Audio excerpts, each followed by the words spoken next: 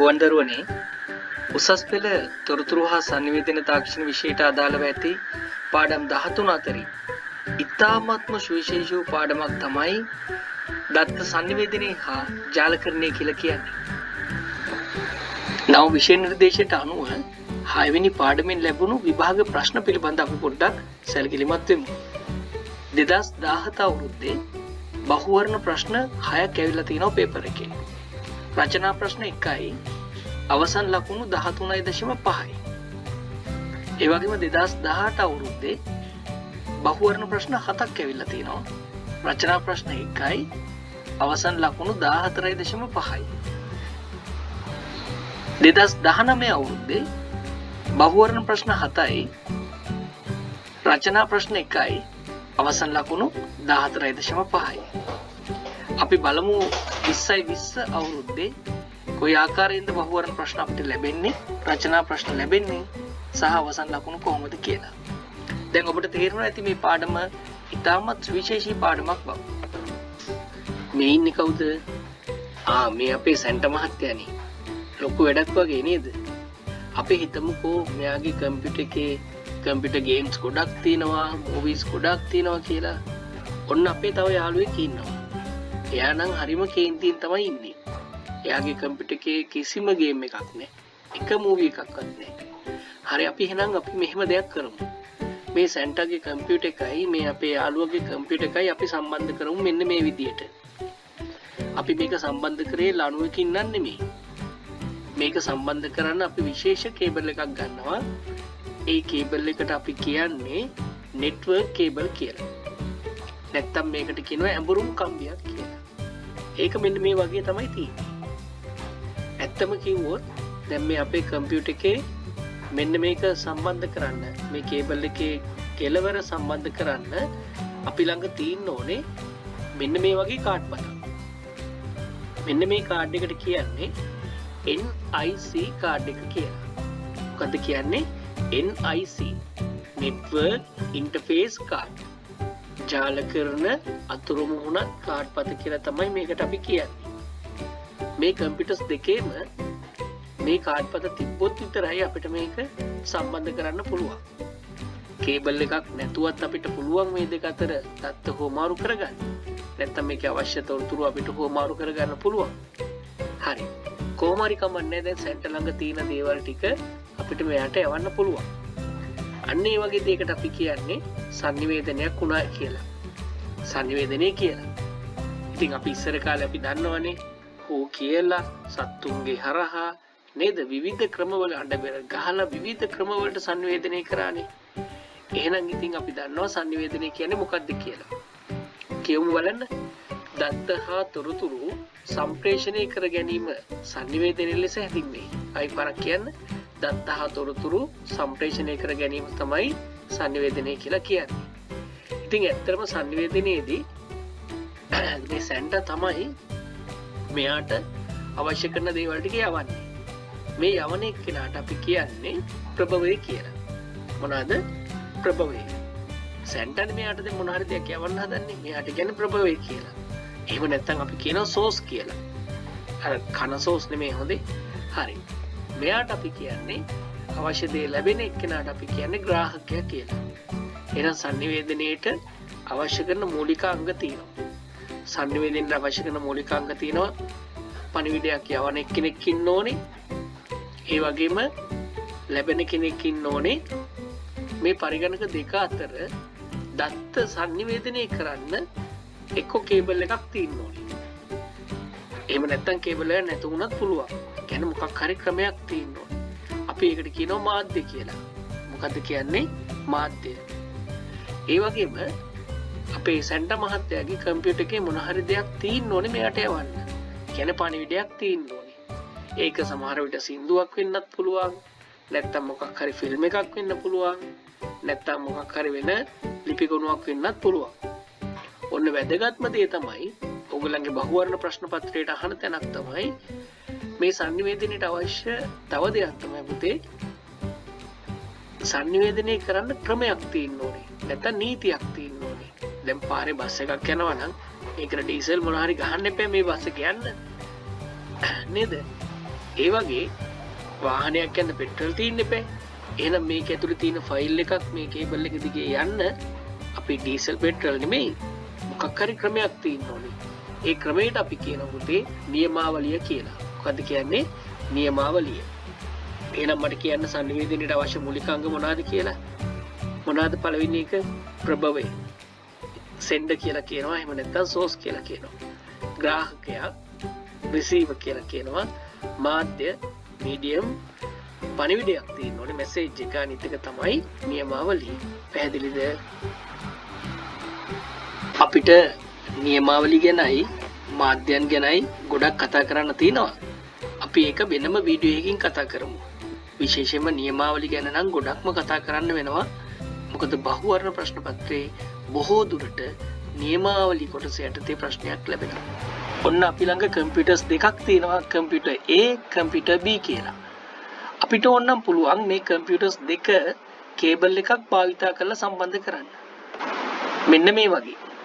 එහෙම නැත්නම් අපිට පුළුවන් කේබල් එකක් නැතුව වුණත් මේ කේබල් එක නැතුව වුණත් මේ දෙක සම්බන්ධ කරන්න පුළුවන්. අපි මේ පරිගණක දෙක අතර සම්බන්ධතාවය කේබල් එකක් භාවිතා කරලා සිදු කරොත් අපි ඒකට කියනවා නියමු මාධ්‍යයක් කියලා. මොකද කියන්නේ? නියමු මාධ්‍යයක්. කේබල් එකක් නැතුව වුණත් අපිට පුළුවන් මේ දෙක අතර සම්බන්ධතාවය ගොඩනගා ගන්න. එහෙම වුණොත් අපි කියන්නේ නියමු නොවන මාධ්‍යයක් භාවිතා කරා කියලා. ඒ කියන්නේ දත්ත සම්ප්‍රේෂණ මාධ්‍ය කොටස් දෙකක් තියෙනවා. එකක් නියමු මාධ්‍ය, අනිත් එක නියමු නොවන මාධ්‍ය. ඒතර අපි දැනගන්න ඕනේ නියමු මාධ්‍ය යටතේ මොන වගේ දේවල් වලින්ද පරිගණක අතර සම්බන්ධතාවය ගොඩනගා ගන්න පුළුවන් කියලා. ඒකට අපි පොඩ්ඩක් කතා කරන්න ඕනේ මේ උදාහරණ ගැන. twisted pair cable, ඇඹරුම් කම්බි, coaxial cable, සමාක්ෂක කේබලය, fiber optic cable, ප්‍රකාශ තන්තු කේබලය. ඒ වගේම නියමු නොවන මාධ්‍ය යටතේ radio waves, ගුවන් විදුලි තරංග, microwaves, ශුද්‍ර තරංග, infrared, අදෝරක්ත කිරණ වැනි දේවල් තමයි අපිට උදාහරණ සම්බන්ධයෙන් ගන්න තියෙන්නේ. තව ගොඩක් දේවල් තියෙනවා. twisted pair cable, ඇඹරු තඹ කම්බි යුගල. මේ කේබල් එක ඔයාලා ගොඩක් වෙලාවට පාසල් වල, කාර්යාලවල, බැංකුවල දැකලා ඇති. මේ කේබල් එකේ එකට ඇඹරුණු තඹ කම්බි යුගල මගින් තමයි දත්ත සම්ප්‍රේෂණය කරන්නේ. ඇත්තටම මේ කේබල් එක වර්ග දෙකක් තියෙනවා. අපි මේ දකින්නේ UTP කියන වර්ගයේ කේබල් එක. UTP unshielded twisted pair cable එක. මේ කේබල් එක සම්බන්ධ කරන්නේ මෙන්න මේ කනෙක්ට් එකට තමයි සම්බන්ධ කරන්නේ. මේ වගේම තව කේබල් එකක් තියෙනවා මේ තියෙන්නේ. මේකට කියන්නේ STP කේබල් එක කියලා. මේක UTP, මේක STP shielded twisted pair cable එක. දැන් අපිට පේනව නේද? මේ කේබල් එකට වඩා මෙන්න මෙතන පොඩ්ඩක් සීල් කරලා තියෙනවා කියලා මේ ආවරණය කරලා තියෙනවා. මේකට කියන්නේ වැසුණු ඇඹරු කම්බි කියලා. මේකට කියන්නේ නොවැසුණු ඇඹරු කම්බි කියලා. මේකෙදි දත්ත සම්ප්‍රේෂණයට බාධා ඇතිවීම ගොඩක් අවම කරනවා. ඇයි මේක සීල් කරලානේ තියෙන්නේ? බාහිර බලපෑම් වලින් ආරක්ෂා කරන්න ගොඩක් උදව් වෙනවා. පොඩ්ඩක් මේ කේබල් එක මිලෙන් වැඩි මේ කේබල් එකට වඩා.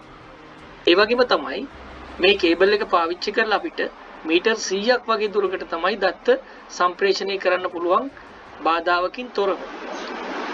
මේ කේබල් එක නම් අපිට ගොඩක් හුරු පුරුදුයි. අපේ ගෙදර ටීවී එකට සම්බන්ධ කරන ඇන්ටනා වයර් එක මතකයි නේද? ඇයි ඒ විතරක්ද? CCTV කැමරා පද්ධති වලත් ගොඩක් පාවිච්චි වෙනවා. තඹ කම්බි දැලක් ආකාරයට වූ පිටත කේබලය මධ්‍ය කේබලයේ වටා විද්‍යුත් චුම්බකත්වයක් ඇති කරනවා. මෙම කේබල් යුගලය මේ ප්ලාස්ටික් ආරක්ෂණයකින් තමයි වෙන් කරලා තියෙන්නේ. ඉතින් මීටර් 200 ඉඳන් මීටර් 500 දක්වා දත්ත සම්ප්‍රේෂණයට ගොඩාක් සුදුසුයි. ඉතින් මේක හයි කරන්න නැත්නම් තියෙන්න එපා. මේක හයි කරන්න අපි පාවිච්චි කරනවා මෙන්න මේ වගේ කාඩ් පතක්. එතනට තමයි coaxial cable එක සම්බන්ධ වෙන්නේ. fiber optic ප්‍රකාශ තන්තු කේබලය. මේ කේබල් එක සන්නායක කේබල් යුගලකින් සමන්විතයි. මේ මධ්‍යස්ථයේ වීදුරු බටයකුත් තියෙනවා. ඒ වටා සිහින් වීදුරු තන්තු ගොඩක් තියෙනවා. ඒ වගේම මේ කේබල් යුගල වෙන් කරන්න ප්ලාස්ටික් ආවරණයක් තියෙනවා. ඔයාලා හොඳට මතක තියාගන්න ඕනේ මේ තියෙන විශේෂත්වය තමයි දත්ත සම්ප්‍රේෂණයේදී ආලෝකයේ පරාවර්තනය වෙමින් තමයි සම්ප්‍රේෂණය වෙන්නේ. හොඳට මතක තියාගන්න. දත්ත සම්ප්‍රේෂණයේදී ආලෝකයේ පරාවර්තනය වෙමින් තමයි දත්ත සම්ප්‍රේෂණය වෙන්නේ. ඇත්තටම කිව්වොත් දැන් නවීන දුරකථන ජාලවලත් ගොඩක් පාවිච්චි වෙන්නේ ෆයිබර් ඔප්ටික් තමයි. දැනට පවතින වේගවත්ම නියමු දත්ත සම්ප්‍රේෂණ මාධ්‍ය විදියට අපි ෆයිබර් ඔප්ටික් සලකනවා. කිලෝමීටර් 10ත් 70ත් අතර වගේ දත්ත සම්ප්‍රේෂණයට හානියක් නොවන පරිදි අපිට ඉතාමත් හොඳින් සම්ප්‍රේෂණ කටයුතු කරන්න පුළුවන්. ඔන්න ඉතින් වාගේ කම්පියුටර්ස් ටිකත් ෆයිබර් ඔප්ටික් හරහා සම්බන්ධ කරන්න ඕන නම් මෙන්න මේ වගේ කාඩ් පතක් වාගේ කම්පියුටර් එකට හයි කරලා මෙන්න මේ වගේ කේබල් එකකින් සම්බන්ධතාවය ඇති කරගෙන පරිගණක අතර දත්ත සම්ප්‍රේෂණය ඉතාමත් වේගයෙන් සිදු කරන්න පුළුවන්. ඔන්න දුවේ පුතේ දැන් අපි ළඟ කම්පියුටර්ස් දෙකක් තියෙනවා. අපි මේ කම්පියුටර්ස් දෙක අතර දත්ත හුවමාරු කරන්න යන්නේ කිසිම කේබල් එකක් භාවිතා කරන්නේ නැතුව. අන්න ඒ විදිහට කිසිම කේබල් එකක් භාවිතා නොකර මේ පරිගණක අතර දත්ත හුවමාරුවක් සිදු වෙනවා නම් අපි ඒක හඳුන්වනවා පුතේ නියමු නොවන මාධ්‍යයක් භාවිතයෙන් තමයි මේක සිද්ධ කරේ කියලා. ඉතින් පුතේ විවිධ ක්‍රම තියෙන ඔයා දන්නවනේ. Bluetooth වලින් කරන්න පුළුවන්, infrared වලින් කරන්න පුළුවන්. ඒ වගේ ඔයා දන්නවා විවිධ ක්‍රම තියෙනවා. දැන් උදාහරණයක් විදිහට ඔයාගේ mobile phone එකේ ඉඳන් යාළුවගේ mobile phone එකට ෆොටෝ එකක් යවන්න පුතේ. ඔයාගේ phone එකේ ඉඳන් යාළුවගේ phone එකට කේබල් එකක් හයි කරන්නේ නැහනේ. ක්‍රමයක් තියෙනවානේ. ඉතින් අපිට මේ ගැන කතා කරන්න වෙනවා පුතේ විද්‍යුත් චුම්බක තරංග පිළිබඳ යම් ප්‍රමාණයක් අපි කතා කරලා. ඉතින් කොහොම හරි ඔයා තේරුම් ගන්න ඕනේ භෞතික මාධ්‍ය යොදා ගැනීමකින් තොරව වාතය හරහා සංඥා ලෙස දත්ත සම්ප්‍රේෂණය කිරීම අපි හඳුන්වන්නේ පුතේ නියමු නොවන මාධ්‍යයක් කියලා. භෞතික මාධ්‍ය යොදා ගැනීමකින් තොරව වාතය හරහා සංඥා ලෙස දත්ත සම්ප්‍රේෂණය කිරීමක් සිදු වෙනවා නම් ඒක අපි කියනවා නියමු නොවන මාධ්‍යයක් කියලා. පැහැදිලිද? විද්‍යුත් චුම්බක තරංග අපිට ගොඩක් වැදගත්. අපිට මේ බාහිර පරිසරය දැක ගන්න පුළුවන් වෙලා තියෙන්නේ විද්‍යුත් චුම්බක තරංග නිසා. විද්‍යුත් චුම්බක තරංග වලට රික්තයක් තුල උනත් වේගයෙන් ගමන් කරන්න පුළුවන්. ආලෝකයේ වේගයෙන්. හොඳේ. විද්‍යුත් චුම්බක තරංග සංඛ්‍යාතය අනුව විවිධ කොටස් වලට බෙදලා තියෙනවා. මේ තියෙන සංඛ්‍යාතේ ඒ අනුව විවිධ කොටස් වලට වෙන් කරලා තියෙනවා. රේඩියෝ තරංග, ශුද්ධ තරංග, අධෝරක්ත ඒ ආදි වශයෙන් වෙන් කරලා තියෙනවා. ඒකට තමයි විද්‍යුත් චුම්බක වර්ණාවලිය කියලා කියන්නේ අපි. විද්‍යුත් චුම්බක තරංග සමීකරණය මේකේ V කියලා කියන්නේ තරංගයේ ප්‍රවේගය. F කියන්නේ තරංගයේ සංඛ්‍යාතය. ලැම්ඩා කියන්නේ තරංග ආයාමය. A කියන්නේ තරංගයක එක් ස්ථානයක ඉඳන්, ඒ කියන්නේ මෙන්න මෙතන ඉඳන් ඒහා සමාන තවත් ස්ථානයක් දක්වා තියෙන දුර. තරංගයේ මෙන්න මේ ස්ථානයේ ඉඳන් මෙන්න මෙතෙන්ට වෙනකන් තියෙන දුරට තමයි අපි කියන්නේ තරංග ආයාමය කියලා. පැහැදිලිද? ඔන්න හොඳට මතක තියාගන්න ඕනේ විද්‍යුත් චුම්බක තරංගවල ප්‍රවේගය නියතයක් කියලා. ඒක ආලෝකයේ ප්‍රවේගයට සමානයි. ආලෝකයේ ප්‍රවේගය නියතයක්නේ. ඒ කියන්නේ තරංග ආයාමයේ අඩු වෙද්දී සංඛ්‍යාතය මොකද වෙන්නේ? ඔයගොල්ලෝ කියන බලන්න. තරංග ආයාමයේ අඩු වුණොත් එහෙම කියන්නේ ලැම්ඩා අඩු වුණොත් සංඛ්‍යාතය මොකද වෙන්නේ? සංඛ්‍යාතය වැඩි වෙනවා. හොඳට මතක තියාගන්න. තරංග ආයාමයේ අඩුයි කියන්නේ. ඒ කියන්නේ මේක අඩු වෙනවා කියන්නේ මේ ප්‍රමාණය මේ පරතරය අඩු වෙනවා කියන්නේ ෆ්‍රීකවන්සි එක. සංඛ්‍යාතය මොකද වෙන්නේ? සංඛ්‍යාතය වැඩි වෙනවා. මේ වර්ණාවලිය ඔබ හොඳින් නිරීක්ෂණය කරන්න.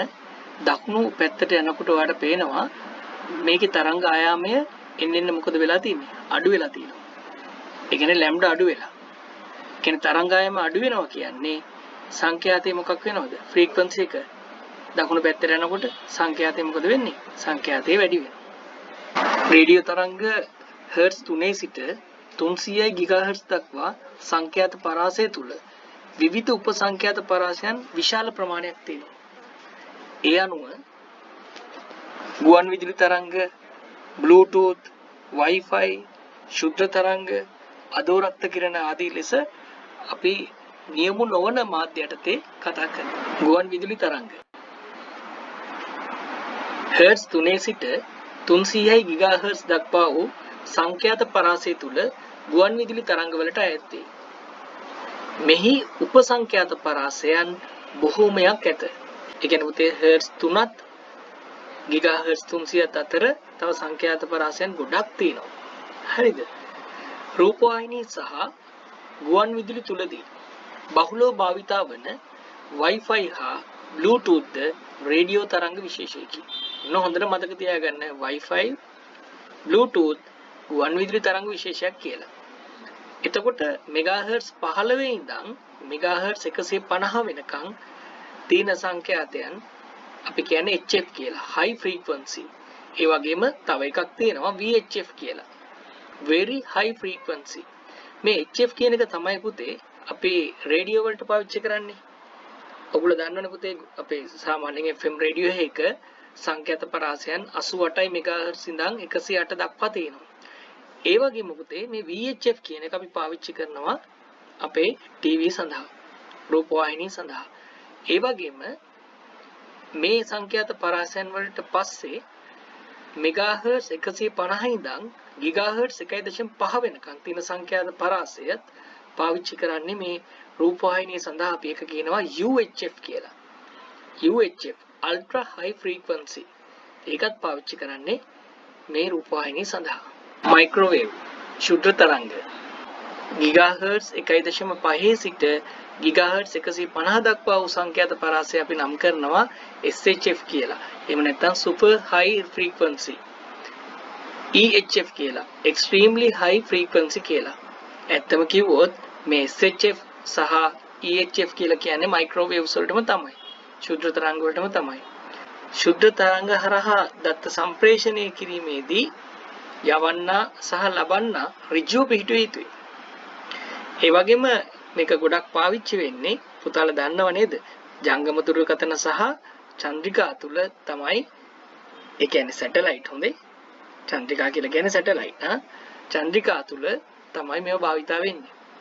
ඉන්ෆ්‍රාරෙඩ් අධෝරක්ත කිරණ ගිගාහර්ට්ස් 150 සිට ටෙරාහර්ට්ස් 150 දක්වා ඇති සංඛ්‍යාත පරාසයට අධෝරක්ත කිරණ අයත් වේ. ඉතා වැඩි දුරකට දත්ත සම්ප්‍රේෂණය කර නොහැකි අතර දුරස්ත පාලක ජංගම දුරකථන රාත්‍රියට පෙනෙන කැමරා තුල මෙම තරංග භාවිතා කෙරේ. අභ්‍යවකාශයේ ඇති වස්තු වලින්ද අධෝරක්ත කිරණ පිට වේ. අධෝරක්ත කිරණ භාවිතයෙන් දත්ත සම්ප්‍රේෂණයේදී යවන්නා සහ ග්‍රාහකයා අතර ඍජුව පිහිටිය යුතුය. විවිධ පරාස වලට අයත් කිරණවල ප්‍රයෝජන. රේඩියෝ තරංග රූපවාහිනී ගුවන් විදුලි මාධ්‍ය ඔස්සේ සංනිවේදන කටයුතු සඳහා යෙදේ. රේඩාර් තරංග අපි පුතේ අර ශුද්ධ තරංග ගැන කතා කරේ. ඒ සීමාවන් තුල තමයි මේ සංඛ්‍යාත පරාසයන් තියෙන්නේ. ගුවන් හා නාවික පද්ධතිවල භාවිතා කෙරේ. ශුද්ධ තරංග උදුන් වල ක්‍රියාකාරීත්වය මෙම ගණන් සිදුවේ. අධෝරක්ත තරංග භෞතික චිකිත්සක ප්‍රතිකාර කටයුතු වලදී භාවිතා වේ. දුරස්ත පාලන සංඥා නිකුත් කිරීමේදීත් මේක පාවිච්චි වෙනවා. තව ගොඩක් කරුණු තියෙනවා මේ ඊටමත් කෙටියෙන් කියන්නේ. දෘශ්‍ය තරංග අපිට පෙනීම සිදු වෙන්නේ මේ පරාසය තුල. ඒ වගේම ඡායාරූප ශිල්පය මේ පරාස තරංග ඇසුරෙන් තමයි සිද්ධ වෙන්නේ. පාරජම්බුල තරංග විස බීජ නැසීමට සහ මුදල් නෝට්ටු ආදී යොදා ඇති රහස් සංකේත කියවීමට භාවිතා කෙරේ. X කිරණ ඡායාරූප ගැනීම සහ ස්පටික ආදී ව්‍යුහය හැදෑරීමේදී, ඒ වගේම Y කිරණ පිළිකා සඳහා ප්‍රතිකාර කිරීමේදී. 2011 උසස් පෙළ බහුවර්ණ ප්‍රශ්නාංක 18. පුතේ බලන්න මේ ප්‍රශ්නේ හොඳින් කියවලා ඔයාට දැන් ගත්ත දැනුමෙන් මේ ප්‍රශ්නෙට උත්තරේ හොයාගන්න පුළුවන්ද කියලා. හරිද ඔය පුතේ? අපි බලමුද sannivedanයට අවශ්‍ය මූලික අංග ටික ඔයාට මතකද කියලා? පළවෙනි එක කියන්න බලන්න මොකක්ද කියලා? ප්‍රභවය. දෙවෙනි එක ග්‍රාහකයා. තුන්වෙනි එක මාධ්‍ය. හතර පණිවිඩය. අනිත් එක පුතේ නියමාවලිය. උත්තර පුතේ මම අද ඔයාට පැහැදිලිව කියලා දුන්නා මාධ්‍ය ප්‍රධාන වශයෙන් කොටස් දෙකකට බෙදෙනවා. මොනවාද? නියම මාධ්‍ය, guided media, නියම නොවන මාධ්‍ය, unguided media. එහෙම නැත්නම් අපි කියනවා wired media සහ wireless media කියලා. ඉතින් මගේ පුතේ මේ නියමාවලිය යටතේ අපිට ගොඩක් කරුණු කාරණා කතා කරන්න තියෙනවා. තව ජාලකරණයේ ගණන් ගොඩක් අපිට හදන්න තියෙනවා. අපි ඊටමත් ඉක්මනටම ඊළඟ වීඩියෝ එකෙන් ඒ දේවල් කතා කරමු. එහෙනම් දුවේ පුතේ ඔයාලා සියලු දෙනාටම ඊළඟ වීඩියෝ එකකින් ඉක්මනටම හම්බ වෙනකම් සුබම සුබ දවසක්.